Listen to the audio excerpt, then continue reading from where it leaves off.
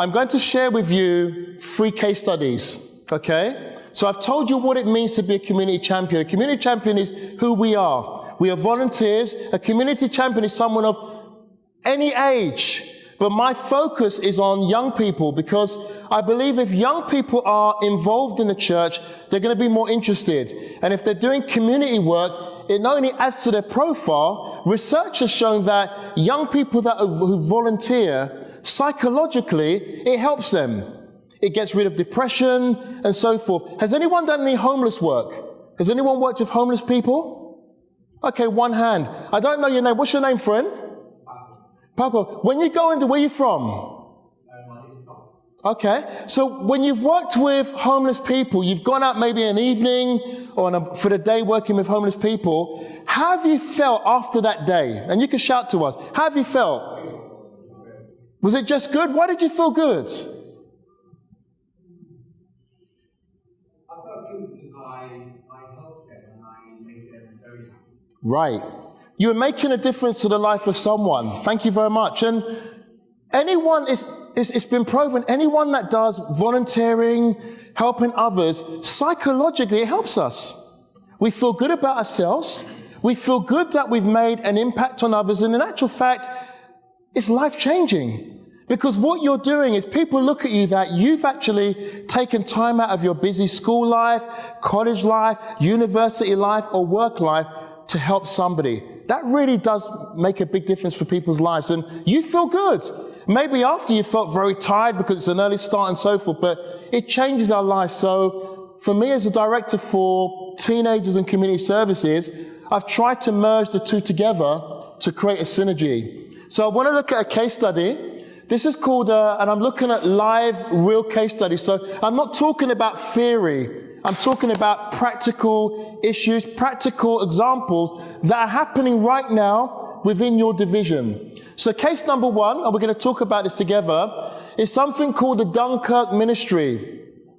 This is a group that is actually in the EUD, but we're TED, but France is just around the corner from England. As we all know, the refugee situation is very sad. It's very depressing. And a group of young people from Newbold Church, as well as other members and the college, Newbold College, thought that what could we do to make an impact with this refugee situation? Of course, there are many charities that are working with refugees, but as a church, what are we doing? Well, many of us know ADRA, yes? Many of us know ADRA. Now, ADRA are working presently with refugees. But ADRA are very reliant on who? They're reliant on us. ADRA is an organization, they're reliant on volunteers to help. They cannot do their work if there are no volunteers. This is where we come in. So as a group, as a church, and as a college, we felt very passionate about Dunkirk. And I could play a video, but I could do that a bit later. But this is a group of young people from the Newbold Church, Newbold College, and what we were doing from 2015 is every Sunday we've got a rota of young people that go to Dunkirk every Sunday morning. We prepare food, we prepare rice, curry, different things, and we go out and we help the refugees in Dunkirk. Now, some of you will know that there are 2 big camps in France. You had Dunkirk and Calais. We were based at Dunkirk. We recognized there were other agencies working in Calais. But ADRA were based in Dunkirk, and we went every Sunday. Now, you cannot see the picture very well, but this is a lady by the name of Claudette. She's a ADRA worker in France. She is the most committed lady I have met in my life. Is anyone from France here? Okay, one person. So maybe you know her. Okay, you know her very well. But the work this lady is doing with the French young people and church with us is absolutely amazing. And she's very inspirational, very dedicated. But the work is flourishing because of volunteers. A very successful program. They were already doing this. They've been working, as my friend may tell you, they've been doing this for about 8 or 9 years. Newbold College got involved from 2015. The church raised money. We helped Adra to have a minibus, and we provide food, we provide many different resources for this ministry. One of the blessings about this ministry, is that when young people see that there's a urgency, something relevant, your friends get interested, and they may be non-Adventists. Where I live in very close to Newbold College, and my next door neighbor is not a Christian. And he said to me, he found out that I was doing work with Dunkirk. He said to me, they call me Ali, he said, Ali, when are you next going to Dunkirk? And I said, well, I'll be probably going in another month's time. He said, well, Ali, I would like to go. I cannot go on this Sunday with your group, but here is £300, just like that. £300, just like that. Now, my neighbor he knows I'm a Christian, but he doesn't know much about our faith. We developed a relationship from that £300 that I bought clothes, different things for the ministry. We became very, very close. I became close to him. His name's Ed, his wife and his 2 children. Why am I telling you the story? We went again in November or December. Guess who came? Ed came. He told all of his company that he was going to France. He raised about £500 from his employers, and he came with us. We've been so close since then. But why am I sharing this with you? Since then, we have Bible studies together. His family come to my house. We share together. We've built a relationship. His friends that come round who are non-Christian, we talk about Dunkirk, but also we talk about religious issues. So there is a genuine interest in what we do. Now, if I went to, sorry, I'm taking your book. I know you're making notes. If I knocked the door of Ed, who's my next door neighbor, and I said, hey, let's have a Bible study, do you think he would be interested to talk to me? Well, maybe. I don't know what country you're from, but if I take a Bible and I go to my next door neighbor, you know what they're going to say? No, thank you. But because of this ministry, Ed is very receptive to the Bible. Ed is very receptive to the Adventist church. Ed is very receptive to the work that we are doing, to the point now that I am his chaplain. So when he goes to work, he said, the chaplain came to my house and I blessed his food. And I'm like, okay. But he's very proud that we are relevant. As a church, we are relevant, meeting the needs of people in our community. That's what draws people. One of the things I like about LNG, why I didn't put it up here, is that in the Ministries of Healing, she talks about Jesus mingling with people. That's what Jesus did. He met their needs, he preached to them, and they followed him. And I believe that if we have an approach very similar to this, people will be very receptive to who we are. Does anyone have any questions on this? Any questions, any thoughts? Is it difficult? Is it difficult, guys? No. Of course not. Because the reality with this is that we have a list of spaces of 12 people. On that list every Sunday, I can count probably half of that list is of non-Adventists. Because the Newbold community, people from the community want to be a part of this. Of course, church members go, but a lot of the community are very, very interested in what we're doing. So it's a very good program. So that's the Dunkirk ministry, and that's one of the ways we could be effective community champions, meeting the needs of others, sharing what we do, and promoting that, and obviously promoting our church as well. So that's one example. Case study number 2. Does anyone remember this, Global Youth Day? Yes. Has anyone been a part of Global Youth Day? Yes. This is the banner for, I'm holding it upside down. This is for 2018. For me, this is probably one of the most innovative programs that our church has ever done. One of the most innovative. I've seen this program transcend young people, generations, different things, but I've been really pleased with how this program developed, and every year more people have been involved. Can I see the hands of those that have been involved with Global Youth Day? Okay, that's good. So there's quite a few. Those that put your hand up, what are some of the things that you've done? Could you just tell us briefly? Be brave.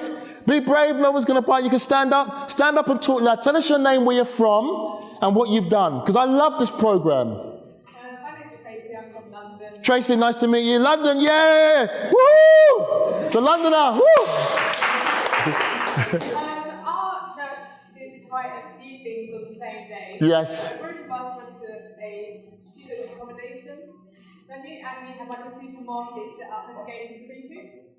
So they had their flour, snacks, Yes. meals, everything that they could just take. And then another group went to an elderly people's home. Okay.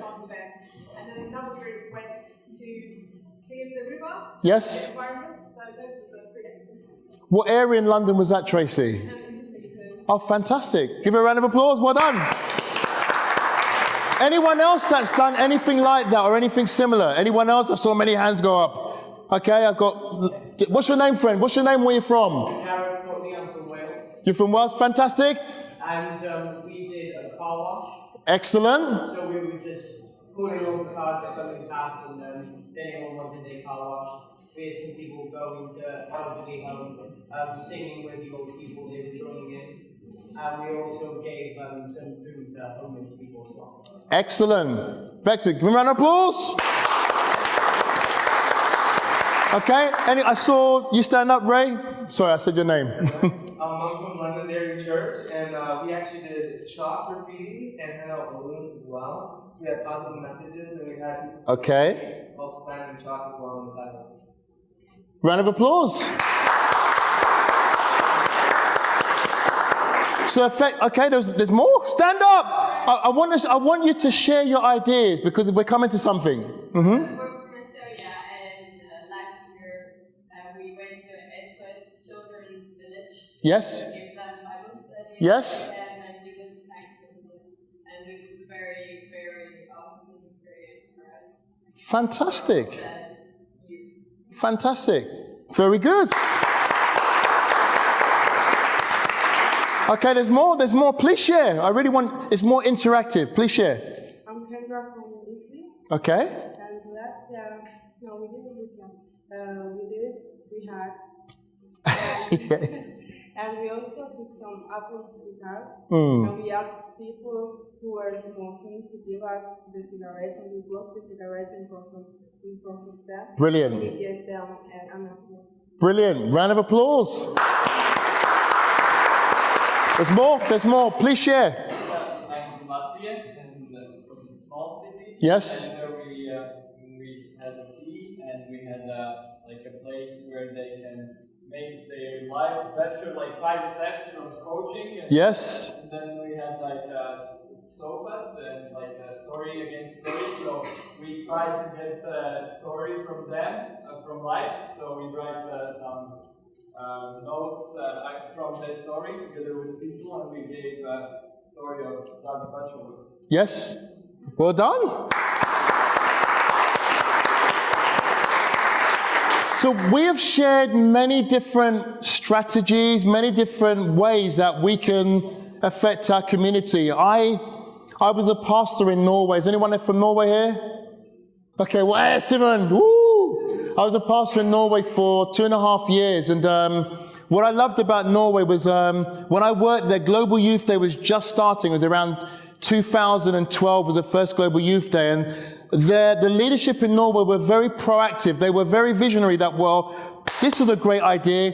This is a great way to get our young people involved. So we spent a lot of money in buying hoodies because it's very cold over there. So we had hoodies. We had our church logo, our youth department, which is called Sabu.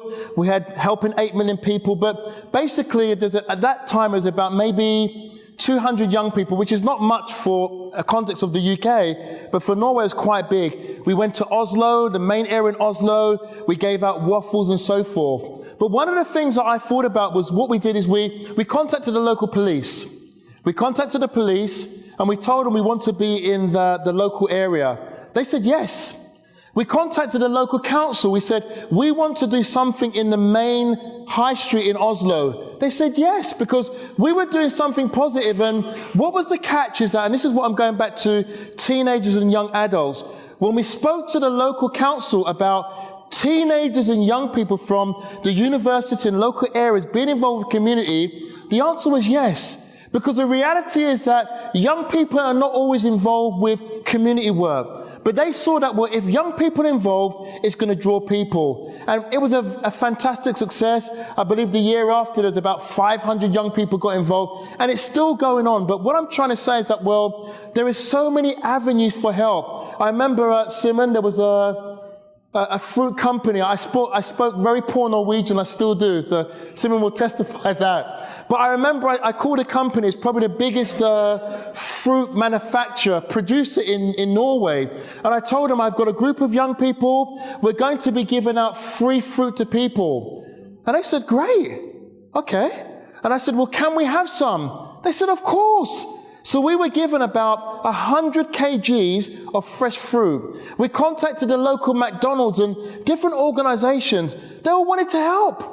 Because you're doing something, acts of kindness is what, in a world that we live in today, people are sad, people are depressed, people want to have some sort of hope. But if young people are showing, well, there is an alternative, people get excited. So not only was the church behind this, but we got organizations and the government involved with our program. And I'm saying this enthusiastically because this is something that you can do. You can do that. Very, very easily. I'm from the UK. When I left Norway in 2015, I came back to where I lived in the UK. We have big supermarkets and we approached them. Can you help us? What did they say? Yes! Because not only did they said yes. Why? Because if you are doing anything for a large supermarket, people are going to ask you, where is this from?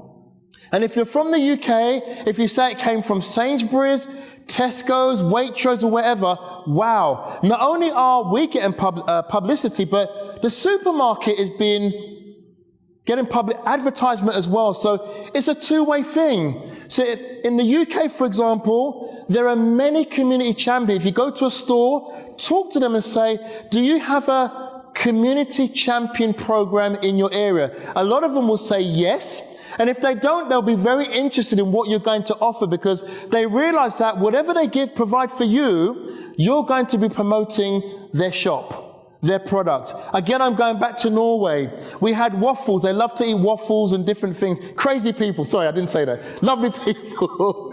But when we were there, we approached a balloon company and we said, can we have like 200 balloons? They said, no, we'll give you 500. Fantastic. But all they said to do is, as long as our name could be on the balloon, no problem. So we gave out free balloons for Global Youth Day, but we were promoting their store, but we're promoting our agenda. Acts of kindness, that's what Jesus did. So when people in Oslo and Norway, they saw what we're doing, people were curious. What are these young people doing? Wearing these jumpers with a message about Jesus Christ on the back, it really captures people. And I'm happy to say that this is a very, very good program. And as a director for the division, what we're trying to do in the division is we want to make this something where it's not just one day. We want to really make it, we want to really provide resources for you so that you're doing it throughout the year. So if you're in the Trans-European division, we were sponsoring groups to do Global Youth Day, but we gave you money not just for the day, it was for the year. And the people we gave money to, we funded, we said, what we want you to do is we want to see a video in 6 months' time of what you did on the day, but how you are also impacting your community months after. And we're getting very good reports, very good videos, very good links with the community of what our young people are doing outside. So it's a fantastic program. I'm sure if we had more time, you would share more with me about what you're doing. Okay, so that's case number 2. We're going to move on. I want to go into a session where we talk to each other. Number 3. This is a program in Denmark. Has anyone heard of Happy Hand? Yes? Some of you are nodding. This is in Denmark. And the picture's not very good, but in Denmark they had a very good concept. We have homeless people. When we meet homeless people, we give them clothes, we give them food, we maybe do a Bible study, we do different things. What this lady on the side, her name is Berit, on the left-hand side, her vision was, I want to get sponsorship from the church for 1 year. And I want to buy or rent a building where we could sell second-hand clothes. But the concept there is very different. The concept there is they sell very high standard second-hand clothes. So a lot of the clothes are donated from famous people, church members, so forth. They're very good quality. So the price is good. People come in and buy, but homeless people come in as well. They not only sell clothes, they have tea, refreshments, they have Bible studies, prayer stations, many different programs. It went so well that they opened another store 2 years on. This is in the north of, this is in Copenhagen, and this is in the north of Denmark, a place called Aalborg. It went so well that they opened another shop in Vejlefjord, which is where our Adventist school is. It's kind of near the middle, last year, August, and it's going, I didn't put that picture up, but it's going exceptionally well. And the concept is very simple. This group got sponsored. They're very sustainable. They sell food, they sell clothes. They're not a burden to the union because they're making a profit that goes back into the shop. Local people from the community donate to the shop. So they've always got funding. And the wonderful thing about this program, you've got these are the leaders here. But over here, as you can see, 1, 2, 3, these are non-Adventist young ladies. And they volunteer 3 or 4 times a week. A lot of the shops in the free stores in Denmark, they have volunteers like you, but a lot of them are non-Adventists. And a lot of these ladies said that they were very impressed with our church because we were making a difference. We were doing something that was relevant. Yes, we were, sorry, I haven't got my Bible. We were preaching the gospel, but we were meeting the needs of people. And if we meet the needs of people, people are going to be attractive not just to us, but they're going to want to know what makes us tick. Why are we doing what we are doing? Why are we so kind? Why are we so generous? And then we tell them about God. We tell them about the Bible. We tell them about Jesus and how He's changed our lives. And that draws people. So these ladies are Muslim, but they're working in our shop. And that's fine. There's no problem with that. But they're very interested in our faith because we are making a difference in the lives of people. Isn't that fantastic? And if you go to the other stores, this store and the other store, there are many volunteers like you that are doing a fantastic job. So I'm very passionate about what they're doing, and it works. Does anyone have any questions on that? Any questions, any thoughts? Are you scared? Okay, what I want to do, because I've got enough time for discussion, I want to just briefly put, you're going to have to turn your chairs around because it's interactive. These guys this could be a group, so turn your chairs around, face each other. So this group forward. So this is one group. This is group 2. Group 2 is here. This is group 2. Turn your chairs around. And this is group 3. This is quite a big group. What I want you to do in your groups, because you're helping me with my work, I'll be very honest with you. What I want you to do in your groups, okay, and you can make small groups, that's good. What I want you to do in your groups is just think about, let me go this way.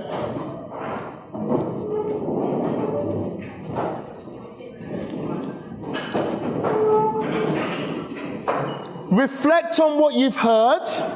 Reflect on what you've seen. But the point of why you're coming together is that we have this program coming up in 2000, Global Youth Day, yes? Okay. What I want to know is, well, what could we change or what could we do differently? I want to hear from you. And also, remember, the concept is not just a day. We want to make this something that is throughout the year. I want to hear from you, what could we do different? What ideas do you have that you can add to this program that could make both our divisions more effective with community work in our area? Do you understand the question? So we're reflecting on what you've seen, but also with an idea that, well, what we're looking at is this program, Global Youth Day. How could we make this more effective? What other ideas or resources or strategies could we use to make this more outreaching for teenagers, young adults to be involved, to be more effective in their local community? Is that okay? Okay. And what we'll do is just talk in your groups. I'm going to walk around just for about 5 minutes and just have someone just to share very briefly what you've discussed. We should have had a board, but they haven't got one. But I just want to really get your feedback on what we can do. Is that okay? So guys, you've got to talk to each other. And you can touch each other as well, okay? But you've got about 5 minutes, and then we're going to come back and we're going to review, okay? Now I can see there are 1, 2, is this a group here? 1, 2, 3, 4, 5, okay. I don't want to get in trouble for you guys not getting your lunch.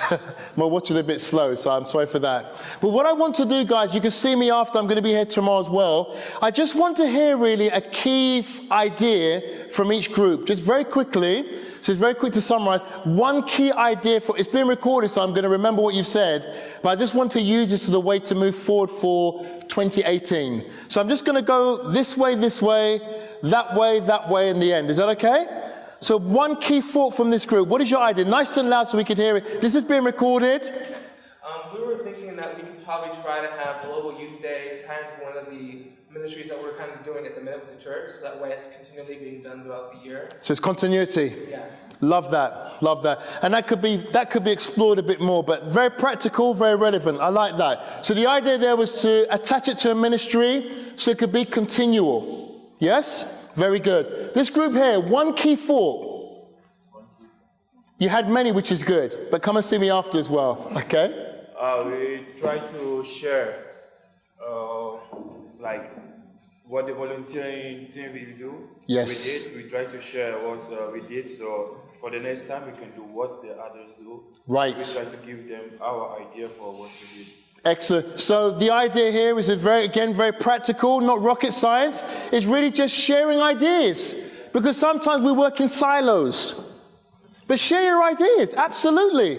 On the Division 1, our webpage, we're going to be developing our Global Youth Day page where we share ideas more increased that are relevant, that are effective. And some work and some don't work, but that's fine. We can work with that. Group number 3, one key thought. We decided to create a game group. Okay. The local Estonian community, we realized that there's a lot of lonely people there. Yes. So we thought that maybe one church facility is an open social hall. Yes.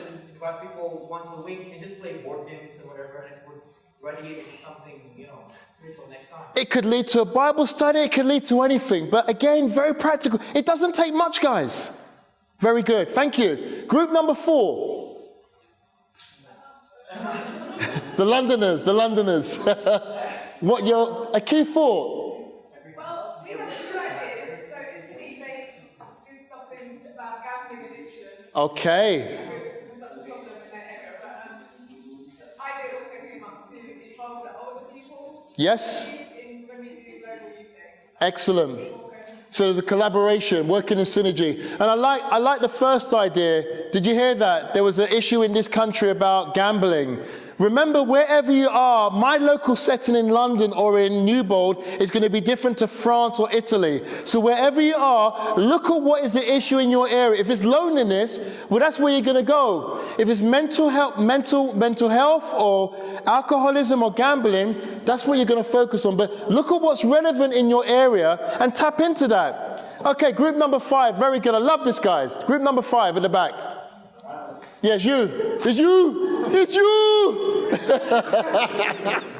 Okay, so we had an idea from Venezuela. Yes. Where there are 40 churches. Yes. And they decided to go to hospitals. Yes. And because some of them are afraid, some of the church members, for example, are afraid to give their blood, but they decided that they want to help otherwise, or in other ways. Sure. So they give food to hospitals because it's probably different than Europe, but exactly. They support them, and they can also, of course, support them with some ministry. And because there are 40 churches, yes, it continues. It was the Global Youth Day was the start. Yes. It continues every Sabbath. Excellent. That's what I like to hear. So every Sabbath, another church has the responsibility to go to the hospital and support them with food and also with the ministry. Fantastic. Give yourselves a round of applause.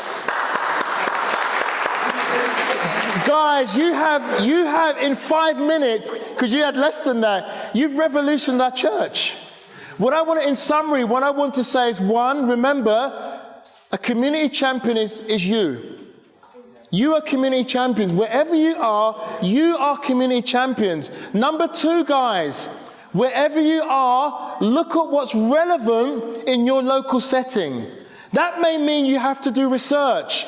Go to the local council. If there's homeless people, help the homeless. If there's a problem with drugs or alcohol, make that be something you look into. You will find also that the government are very supportive in helping groups that want to help them. Do you understand? So tap into the government. You'll get support from them. Talk to your leaders about what money is available. Talk to your division directors. Can we have money for this? Because we've done our research and this is something that's relevant. And most importantly, guys, share your ideas. Because the reality is when we do things like this, our young people will stay in church. They are going to see that our church is relevant, but also their friends will want to know why we're doing what we're doing. Because Jesus loves us and we want to share that wonderful message with those that don't know him as well. Isn't that awesome? Isn't that awesome, guys? Yes. Well, God bless you. Have a wonderful day and enjoy the rest of your day in the program as well. God bless you.